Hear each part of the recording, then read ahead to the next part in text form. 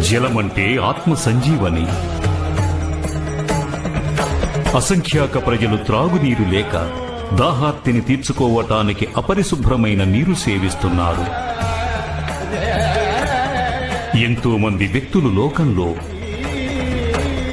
ఒక్క చుక్క నీటి కోసం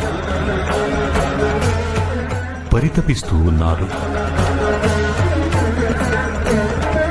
నదిలో ప్రవహించే స్వచ్ఛమైన జలాన్ని నాకు అర్పించిన పక్షంలో నాకు బాధ కలుగుతుంది. జలం శరీరానికి సంచాలక శక్తి.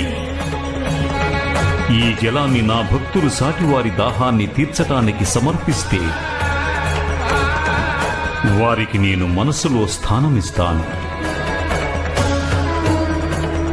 బిల్వపత్రాలు నాకు ప్రీతిపాత్రం.